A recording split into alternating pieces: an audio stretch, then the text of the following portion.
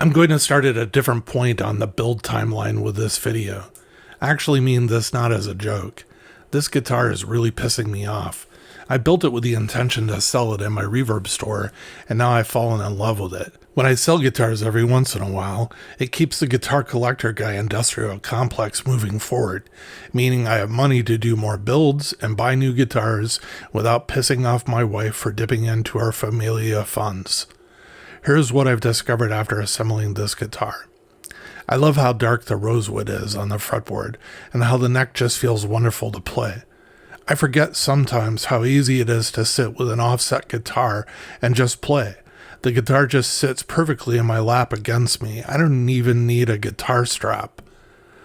When I bought the body in an eBay auction, I also purchased the pickguard. I had to choose between an aged white or an aged black color pickguard.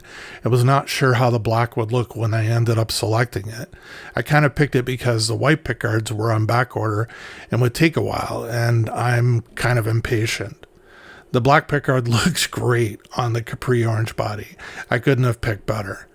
The bootstrap custom pickups I got recently when I purchased what I thought was an unaltered Fender Ventera 50s Telecaster from Guitar Center, only to find that the prior owner that had sold it to them pulled the pickups and replaced them.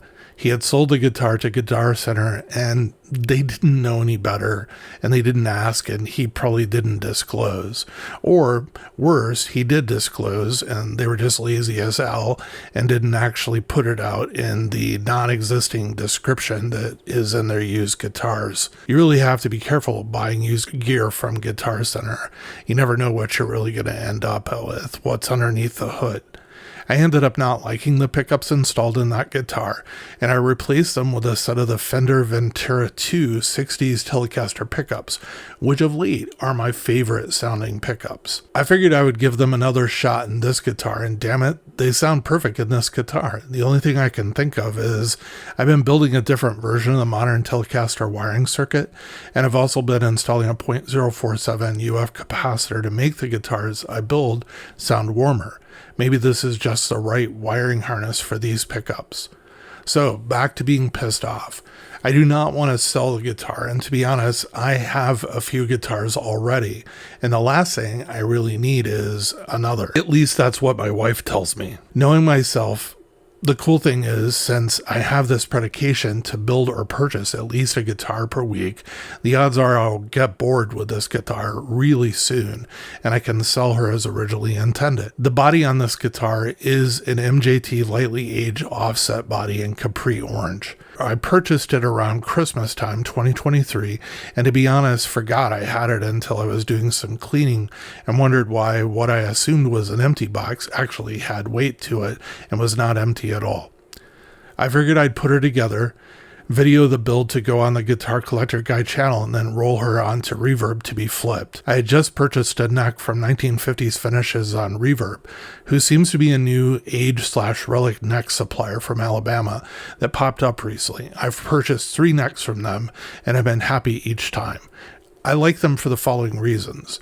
First reason is they don't put a Fender sticker on non-Fender necks, and I don't get in trouble then when I'm trying to resell the guitars that I've put together on Reverb. They always have a pretty good sized selection on Reverb of necks that are complete and ready to be sold. I can find just about any set of specifications that I might want for a specific build, and it's ready to go. You get the neck you see in the pictures.